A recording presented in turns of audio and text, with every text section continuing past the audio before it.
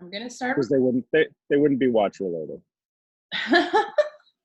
Right, I've started with, so welcome everybody that's here, and thank you for joining us for this very special session. So basically, we are going to watch Lee's creative process kind of live as he draws some suggestions that we've taken from folks before this webinar, and then if you have suggestions for drawings live while we're here, please put them in the Q&A and we will take them. So I'll just kind of hand it over to Lee, if you wouldn't mind, for the folks that may not be familiar with your work, just give us like a quick couple minute, kind of high level story about you and how you came to do this, because I think it's pretty cool. Yeah, so I have this ongoing project called 1 Hour Watch, where I draw one watch every day for 1 hour or less. That's kind of like the time limit I've given myself so that I don't spend all day drawing one watch. And I've been doing it for over 5 years now, so it's like a couple thousand watch drawings. And I'll be doing one tonight later and one tomorrow. And basically it's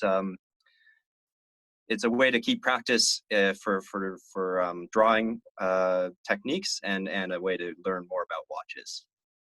Cool, awesome.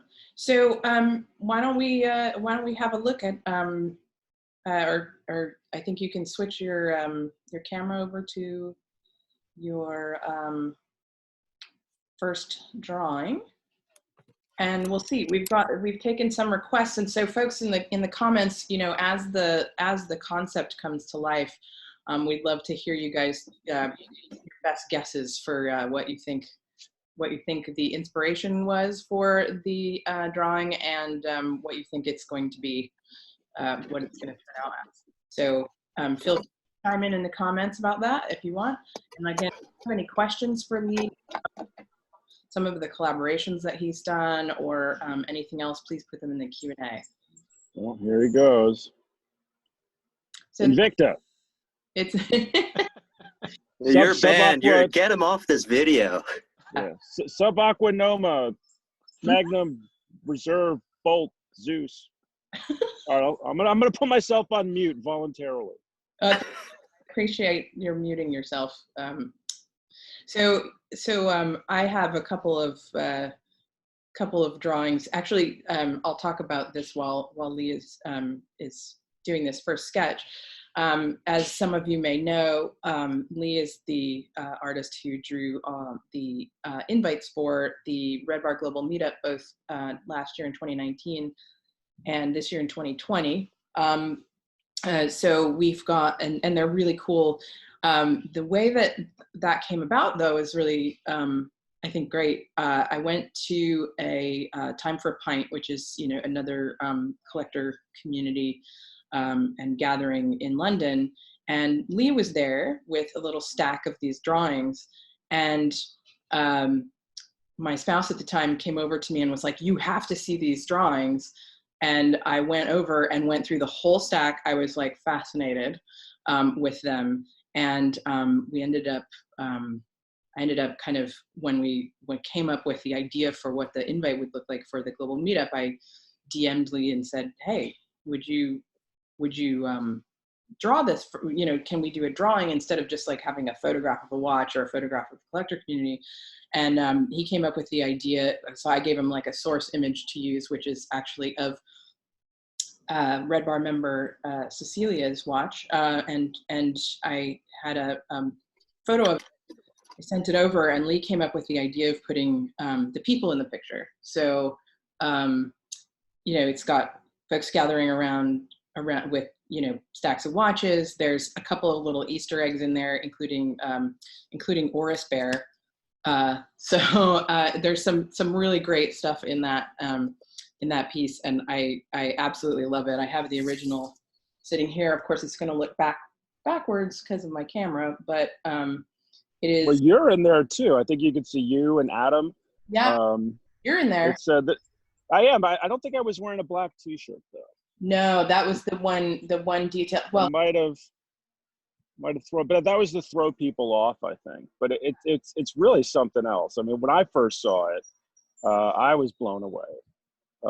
So it really was a great way to kind of be introduced to the work that Lee does. Yeah, and I think, you know, if you're doing the sort of, you know, Where's Waldo of Yeah, Neotis, like the black T-shirt would be too obvious. Like you're right. But that's exactly what it was, though. Is I think that we didn't say, hey, look for us in there, but then people who got it were saying, wait, that's Kathleen, like at the bar. Like, wait, that looks like, it was pretty funny. And I think that was the I great. have to say, yeah. The details in it, when we first posted it, we said nothing about any of the Easter eggs. And you're right, there's like a whole trail of people. They're like, I spy Oris Bear, and that kind of thing. So Well, he was great. That was a perfect touch. Oh wait, I can see it's taking shape now. And Invicta. All right, I'm hitting mute again. Don't worry, I'm sorry. Does anybody else have any guesses about what the inspiration for this watch or this drawing is, and what it might be becoming? No. What have we got Matt saying here? Is it famous Canadian teleprogram The Red Hand Gang? I mean, Lee is Canadian, so that is entirely possible. No, Adam, you can't mute yourself and then type Invicta in the comments. So for those, you will find a way, won't you, Adam?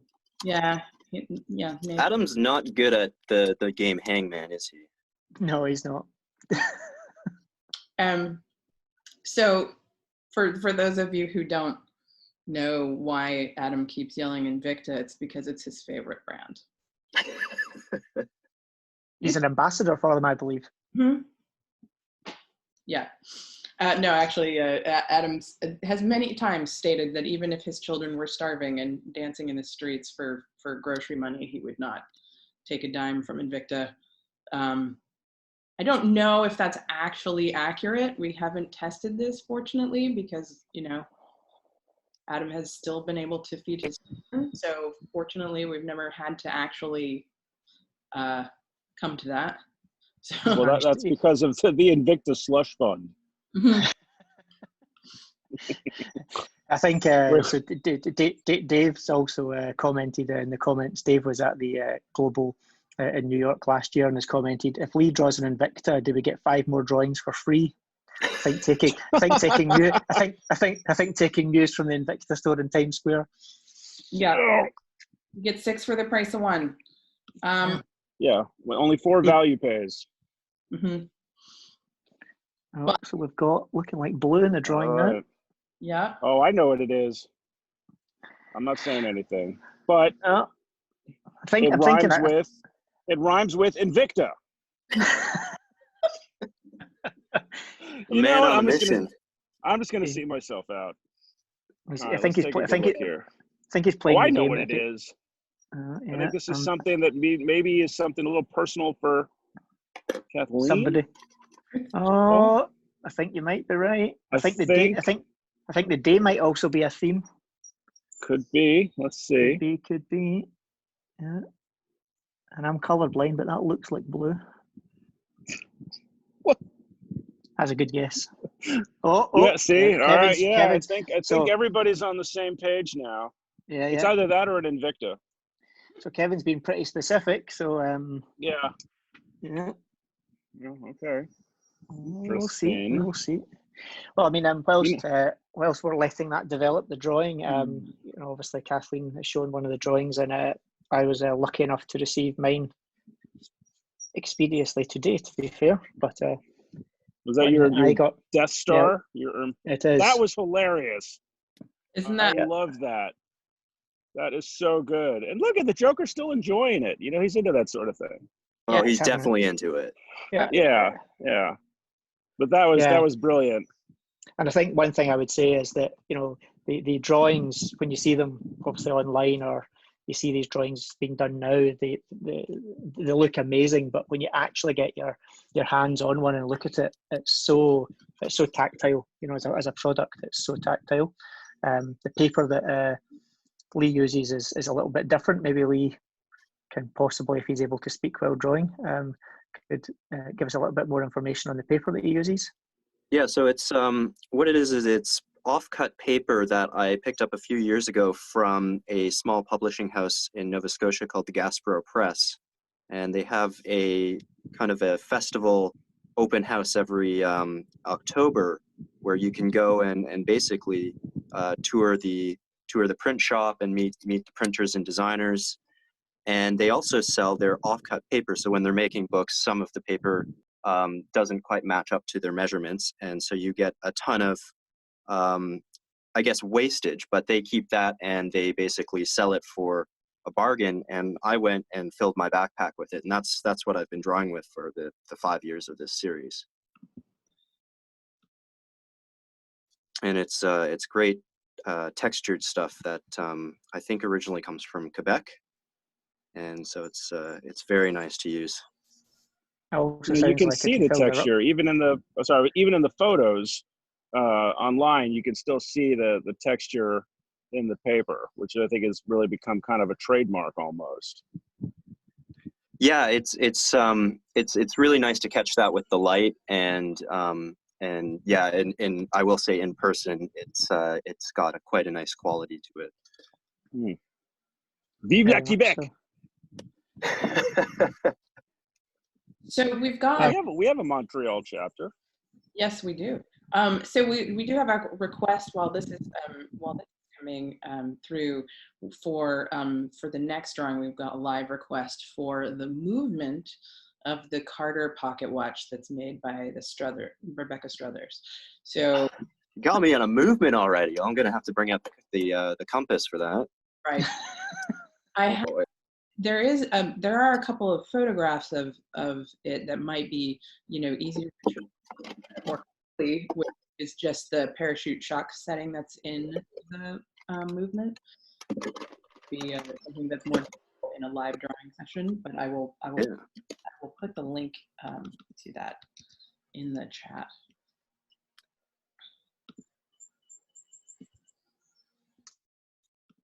You really make it look easy. Yeah, it is absolutely not easy. I know. You don't know you don't want to know how many times I got in trouble in school for drawing in the margins and I can imagine things like math and French. It is. I believe we've got another comment. All the comments about a panda and a speedy. Oh yeah. Panda kind of, Yeah.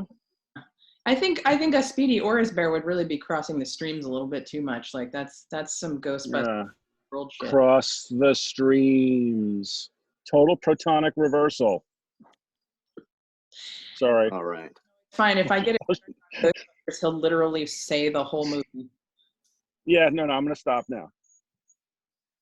Okay. Let's imagine see this. every molecule in your body. Sorry. I will mute you myself if I have to. You brought Ghostbusters. That's true. I get kicked out of the feed. All right. I'm self-muting. Just so you're aware, Adam, you have scared your frequent mentions of Invictas have scared off a cat that was watching the video. So the Watch Nerds cat didn't stand. Oh, sorry. All of the Invictas. I love cats. That's inexcusable. I will not say any more about the brand that shall not be named. Now I'm censoring myself. Okay, let's get pencil back. Get started on this. Wow. You say yes. This is gonna be an adventure.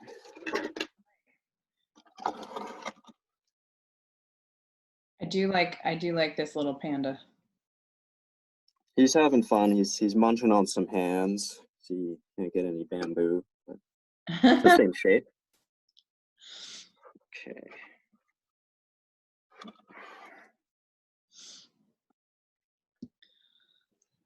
So I'm unmuting myself. Lee, go, Dave. You have a funnier accent. Well, sounds very normal to me, strangely. I'm sorry. I'm gonna shut up. I find that difficult to believe. It's like when your mother tells you to stand in the corner and not say anything for 10 minutes. You just can't do it. You can't do it. I'm not gonna. You're right. I'm not gonna shut up. So Lee, in terms of like the materials you use, your pens, pencils, is it all pretty kind of off the shelf stuff, or do you use specialist materials? Pretty much. So the biggest thing is I want to stick with this Staedtler compass because it can take basically any pen. It doesn't have like a built-in pencil hole lead. For the hourly drawings, I use a Staedtler mechanical pencil that uses, I think this is like 2mm lead. That's 4H in its hardness, so that and the reason I'm not using it on this video is because it draws very light, which allows me to basically work up the form, but not great for appearing on camera.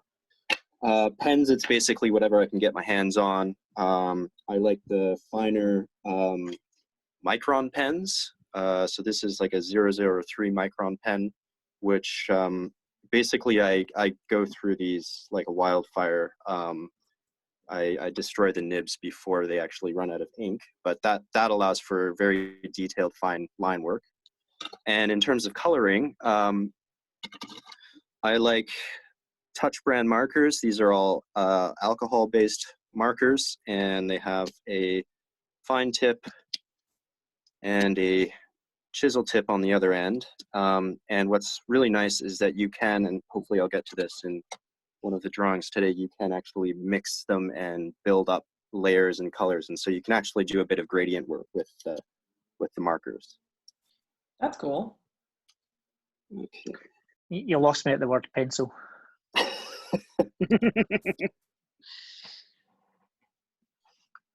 Does that gradient ability like allow for you to do like some of the kind of shading detail and all of that? Because I see some of that in the red bar drawing, which again is on. Yes.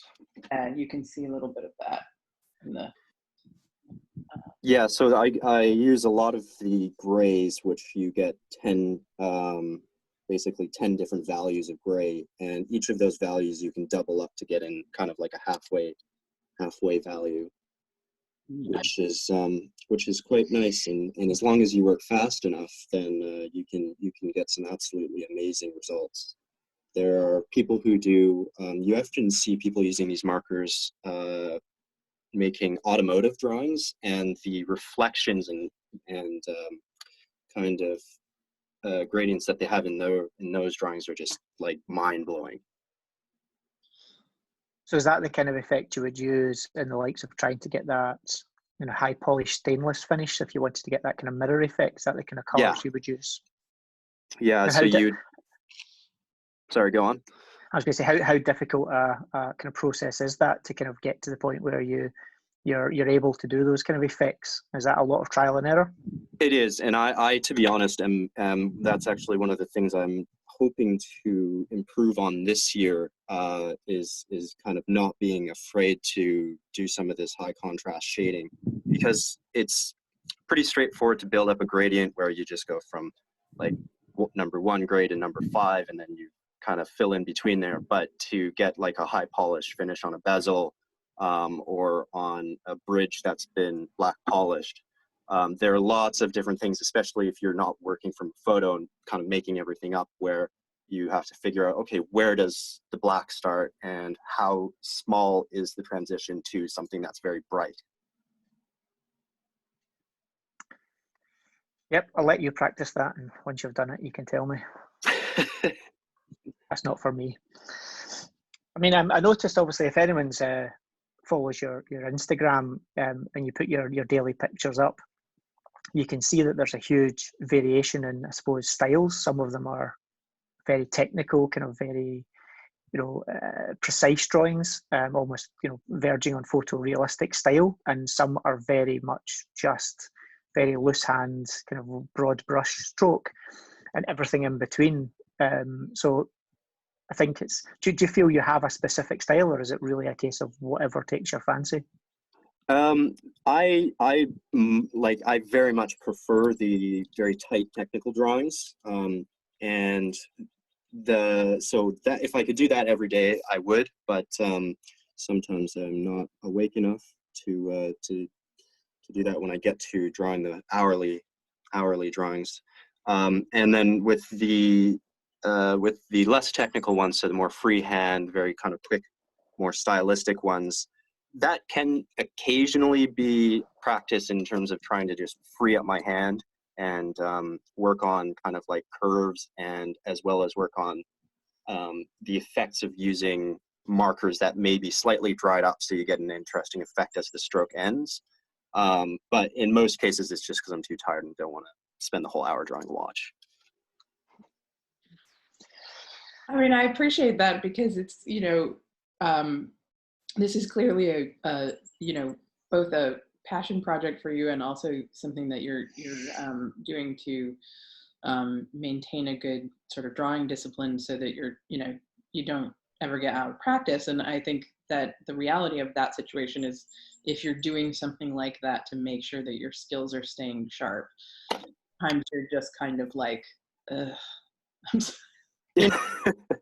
you just kind of some days you're just like I have to I have to do this exercise or I'm gonna get completely out of shape, but I don't want to. Yeah.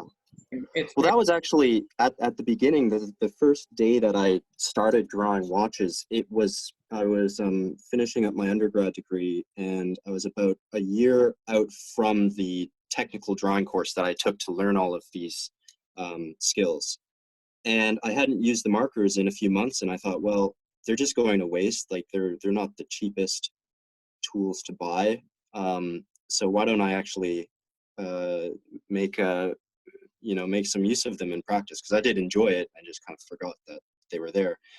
And so the choice was, well, I like watches, I guess. So let's draw a watch and let's keep it to an hour and then I put the number 1 on the drawing, and it took off from there. But it really was a way to force myself to use these markers that I've now got like dozens of. Let's get some.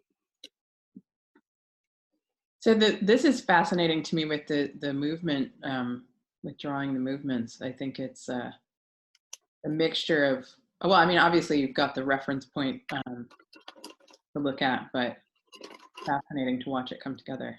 I think I actually have a pretty close color to that. The amount of mess that sometimes is on my desk at the end of these drawing sessions is frightening. Yeah, but that's the sign of an active, agile mind or something. I don't know. They say the messy desk. That's a genius. That's true. Honestly, I'll let you say that. Well, no, and I will. Now I have to make this about me a little bit. I always am amazed when I see people with an innate talent like this, because it throws into stark relief just how little talent I was imbued with innately. Because you really do make it look easy, I have to say. Well, it's fun to watch too. It's almost it's therapeutic. Oh, well, that's good. That's good to hear. Well, I need therapy. Mark back me up on that. Yeah, he definitely needs like a lot of therapy. But no, it is. My mom's a psychologist. She could help. It is oddly soothing, especially the coloring part of it, and like when you're it's very kind of it is very soothing to watch. It's quite hypnotic almost. Yeah. Although my OCD is definitely saying, don't go over that line, don't go over that line. Don't start that now. Oh God. See, and that one is dead. So where Lee, where did your kind of in terms of your kind of enjoyment of watches and stuff, where did that come from? Is that from an early age, or is that something that's come? Not at all. So I would say if you'd asked me about watches in my teen years, I would have said they were really dumb and stupid. They are. boring. Well, to be fair, you were right. Yeah. And yeah, so this was, I think I started getting interested in them in my early 20s. And it was actually my mom that clued me into them. So there are a lot of stories of like, oh, my dad gave me a watch, or I inherited my grandfather's watch. But my mom saw this image of an Urwerk in some magazine and told me, you have to check this out. And that completely just redefined what I thought watches could be. Like, I didn't really know what mechanical watches were. Like the whole, 48-hour power reserve thing was very confusing. I was like, you have to change the battery every 2 days? How would anybody want that? And ever since then, it just kind of snowballed, and I looked at all of the big websites, and then as soon as I got Instagram, it was, there's no going back. I love that your mom saw an Urwerk, and that's amazing. I love your mom. I'll let her know.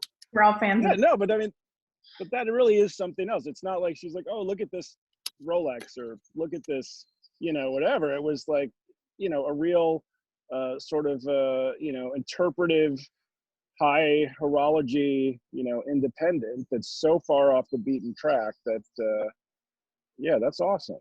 That is very cool. And they are nice guys too.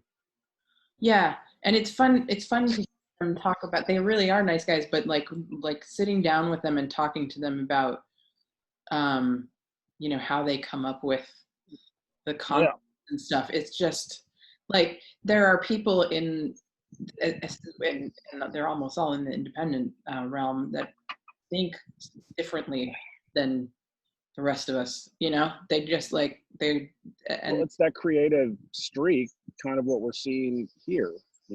Yeah. That desire to create that I don't have. Yeah. So speaking of independence, we have another request in the Q&A for your next drawing. Okay. Is sticking with the previous panda animal theme. How about the new MBNF bulldog? Oh.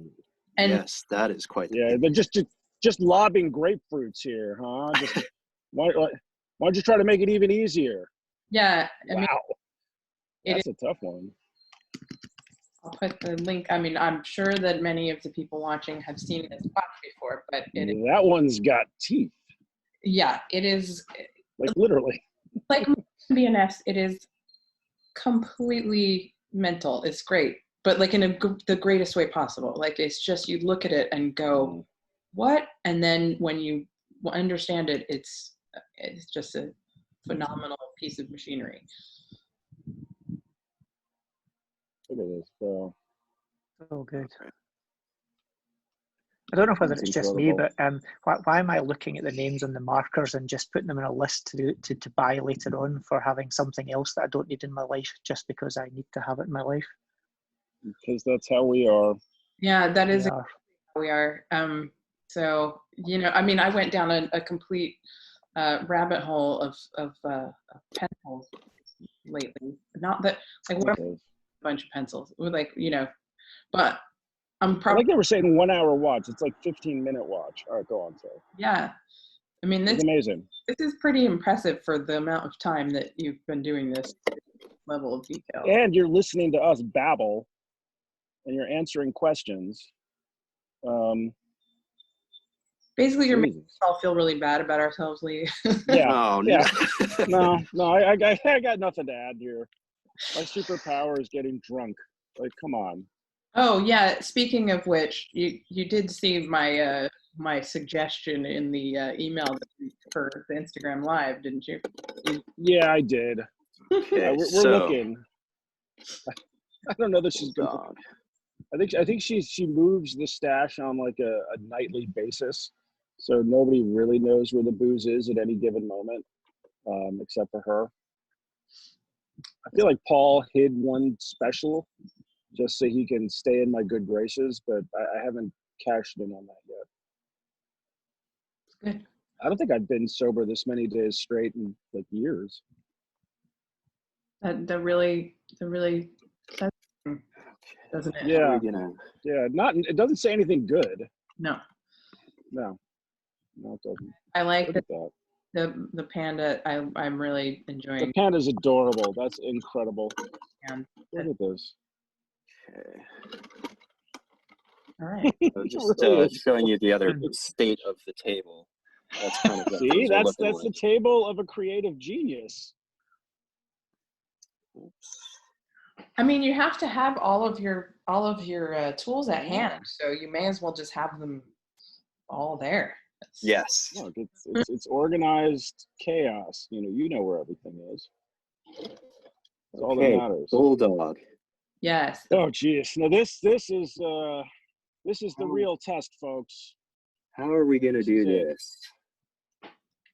Well, that's the key. Yeah, you have to pick, because you can't just do it. Do you do it head on? Do you do it like from the 6 o'clock? Wow. I love This is the lights. creative process. There's so many details on that watch to fall in love with. God, I need more money. Sorry, that's just an aside. I say that several times a day. Well, I mean, it is one of those things when these really really fantastic watches that are just like mechanical masterpieces come out. We all want. That's all. I think that's many people's reaction is. Yeah, you're right. It's that. I'm sure that's not unique, but with the exception of folks that we know that just buy those, and then those people. Ugh. And yet, all of the people we know that do that are really nice. So it's kind of hard to hate on them. Yeah, like they're really, really nice. Like I hate nice rich people. Rich people should be assholes. We've got a few folks in the New York Red Bar chapter that are just awash in money and independence, and they have all these amazing watches, and we at least get to see them, and they're all very nice. You get to paw them, you get to breathe on them. Yeah. But currently, I don't. Nobody's breathing on anybody's stuff right now. No. Well, yeah. Now we're not doing. No.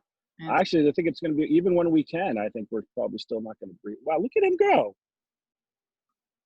Yeah. Jesus. This is amazing. What the hell? Well, see, this is the thing with one. If you're used to He's a witch. Watching an witch. I'll take it. Witch. I mean, this could very well be sorcery, just like Spring Drive is. Like that. Well, that's like Japanese sorcery. Look at that. It took no time at all. I'm really sitting here talking smack, trying to, psych him out. Oh, this is the Everest of sketching watches. And he's like, here, hold my beer. I got this. Amazing. Yeah.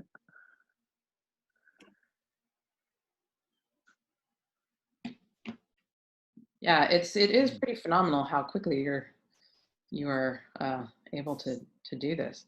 But I guess that's an artifact of your doing this every day for 5 years. Yes.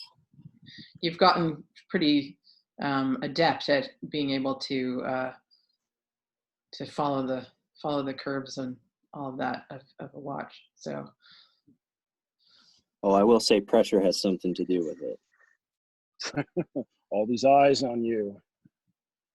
But look at that. My father was a graphic artist by training, and I would watch him sometimes, doing product design and stuff like that, and it's the similar sense of kind of awe of like how do you just sit there and just do that. And he would do caricatures and just fart around too every now and then, and just to watch that. So it's kind of reminded me of that, like, will you be my father? I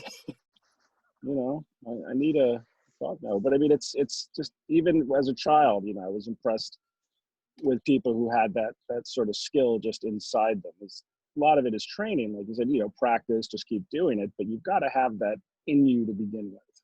Yes. Yeah. I will say, like, I'm obsessed with drawing. No matter what is going on elsewhere, I'll find a way to find a surface and draw something on it. Yeah. Not a choice. It's in you, and it's just it's really, again, it's so soothing to watch this It really is. process. I want to take a nap now.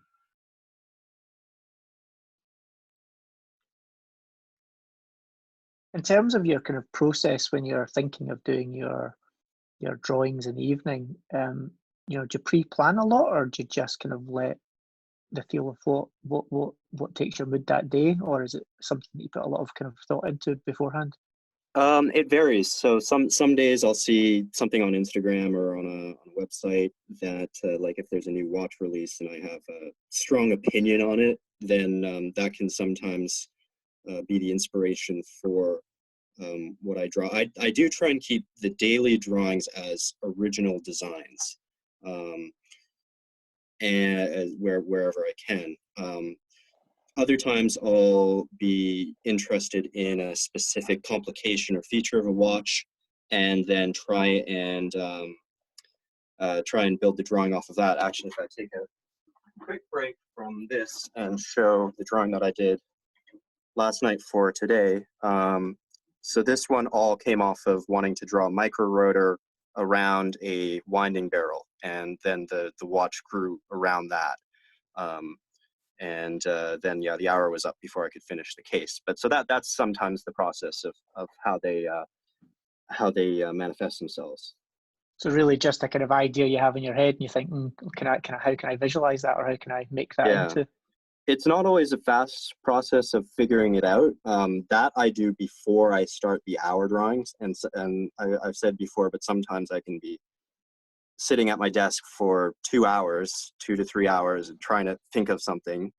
And if there's nothing sticking, then that's well, I haven't given up yet, but it can sometimes be quite a long time before the drawing starts. But when it does start, that's when the clock starts ticking down.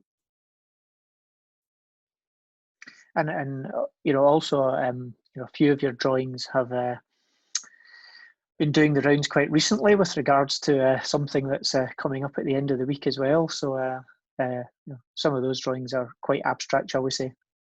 Yeah. Those are these are the drawings I've done for Ming watches, and they basically just gave me a brief to give a teaser of their upcoming watch, and everything else was pretty much up to me, which was pretty fun. And I am a huge fan of classic sci-fi art that you'd see on the covers of old pulp novels and that kind of thing. And so I basically took their watch and made some sci-fi kind of settings for it, turned it into a much larger object than it actually is, which is also a fun exercise to try and bring some levity into the watchmaking field. Must have been quite nice for a brand to give you kind of that much freedom, or kind of latitude to come up with something. Obviously. I was absolutely. A lot of brands are very controlling. Yeah, I was over the moon with working with the Ming guys. They're fantastic. Yeah, those guys are great. Yeah, they really are, and I think it's really great when a brand a brand will give you either like that kind of creative freedom, or they give you the direction to have fun with it. That's really great. And the brands that tend to I think be interesting are the ones that go a little more whimsical and have a little bit more fun with it. Like, again, why I like MB&F is because they're doing serious horological stuff here, but they're also having a good time. And and so the Ming pieces the Ming drawings are amazing. Do you think that's ever anything you could see yourself doing in terms of trying to translate a design or an idea you've had into a piece that became a reality? So I absolutely would love to be part of a watch that becomes a real thing that people can wear.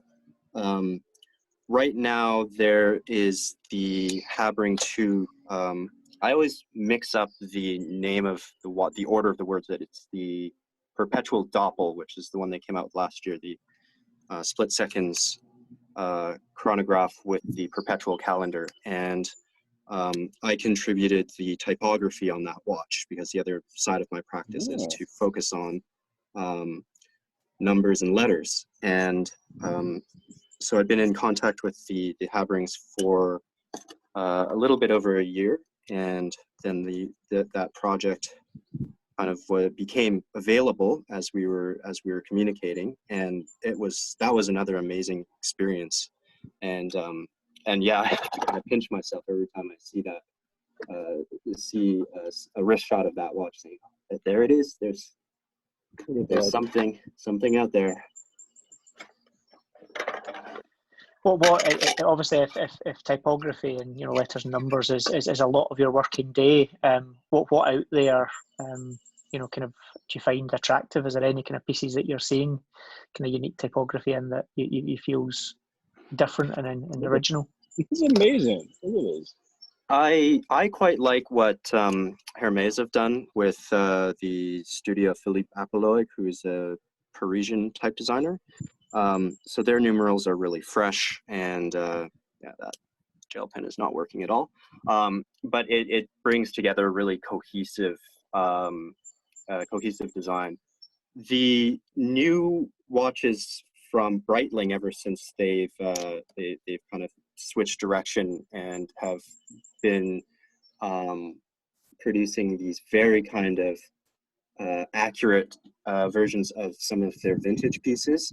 The typography on those is fantastic. There are a lot of vintage homage watches, or watches that try and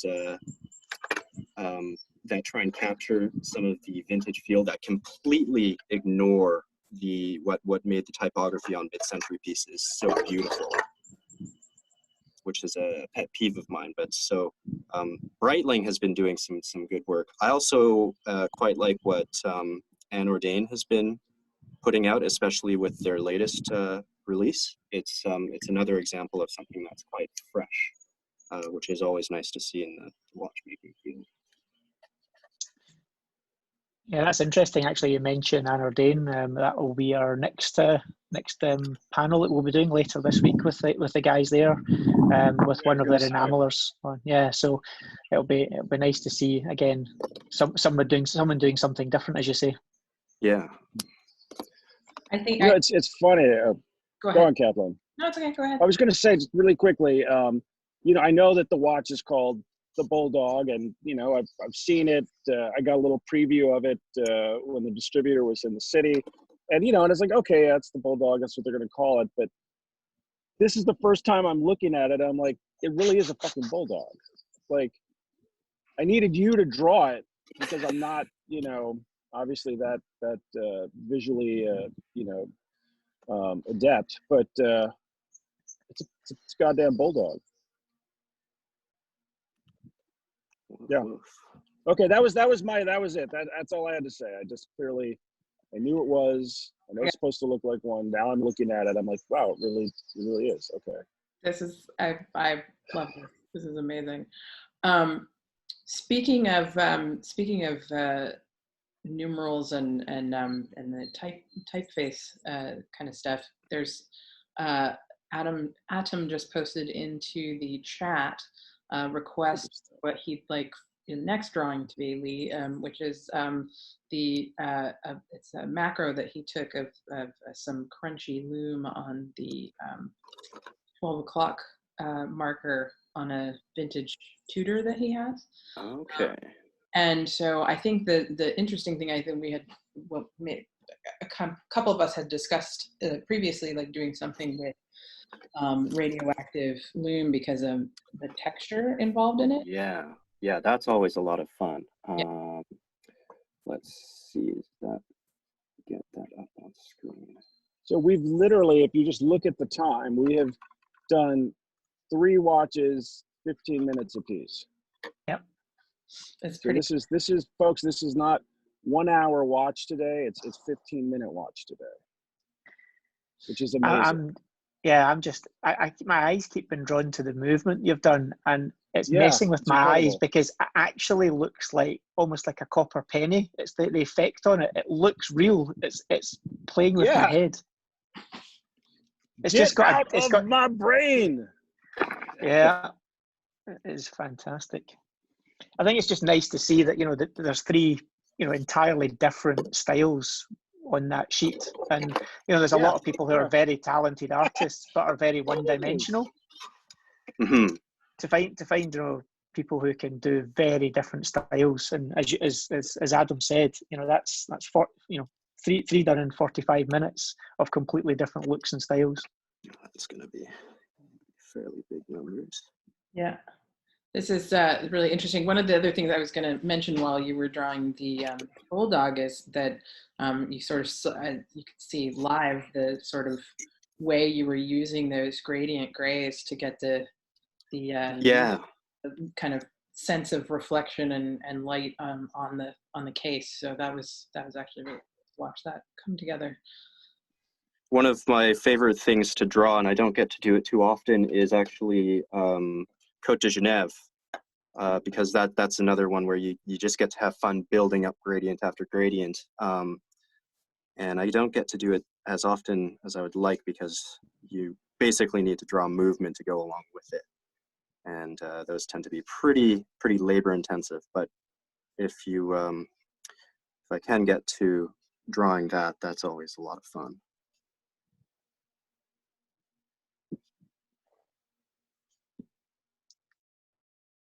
This is yeah. It's like I keep forgetting we're meant to be talking and describing things, and I just keep falling into this trap of watching what he's doing. It just fascinates me. No, it is like you said, it's kind of meditative to watch. Like it's especially, you know, as you know, we know what the reference material is, right? So we know what the inspiration is for each of these, but watching them come to life in this way is really it's mesmerizing.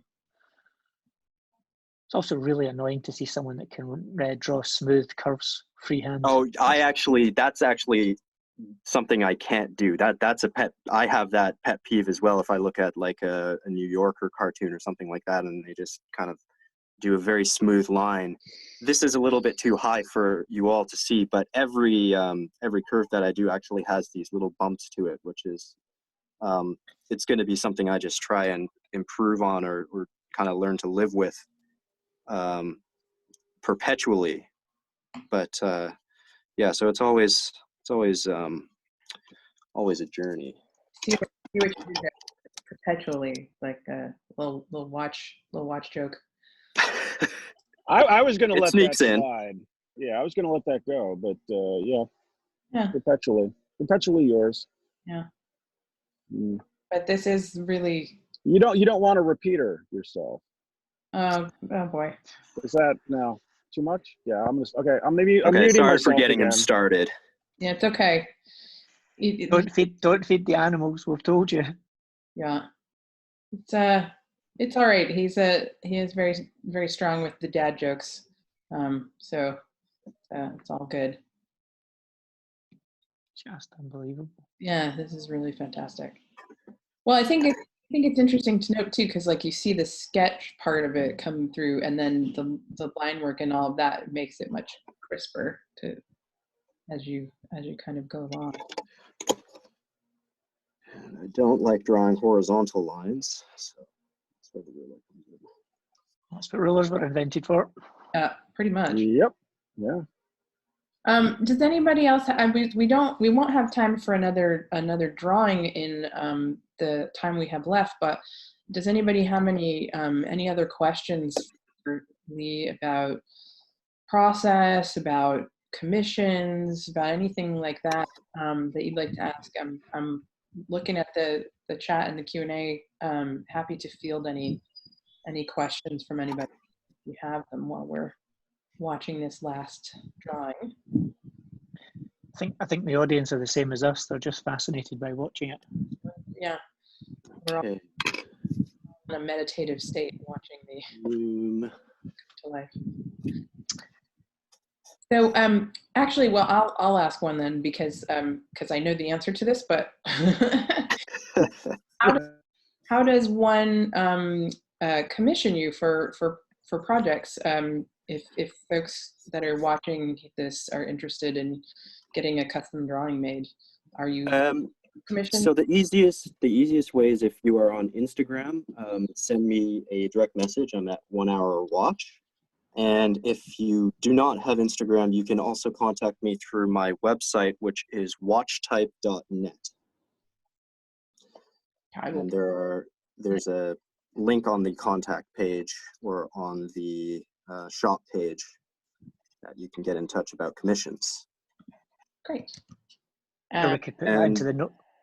Oh, sorry. I was just going to say, basically how the process works is if you have an idea or a watch that you'd like to see drawn, you just let me know and we work through it together, figure out a price, and then I get right to work on it. And at the end of it, you'll get a physical copy sent to your location, and it's a one-off piece. And I think on that front, something we discussed that we'll post more details about later is what we're going to be doing with these drawings that you've done today. Yes. David, you can. Do you want me to elaborate? Yes. Great. So very kindly, Lee has said that he will donate the drawings that he's done today, which we will find a way that we can put those up for auction, which we will auction off with all the proceeds going to a charitable cause, which we will post more details of later. Yeah. And thank you for that, Lee. That's very generous. Yeah. Oh, you're very, very welcome. I'm happy to help out in this time.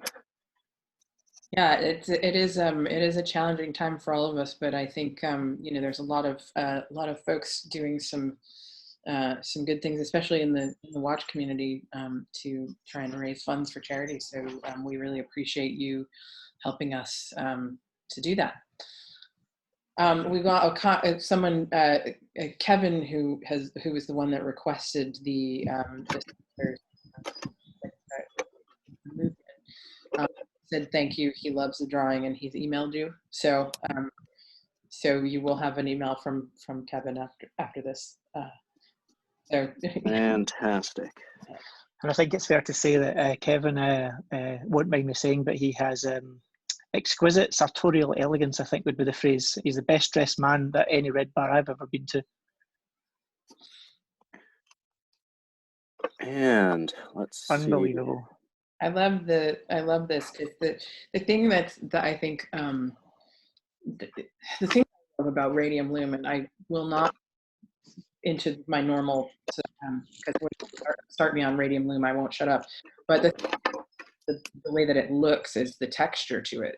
As it ages, it gets this kind of crunchy, kind of pockmarked, almost like the surface of the moon or something like that. And it's just kind of, it's really beautiful in its deadness.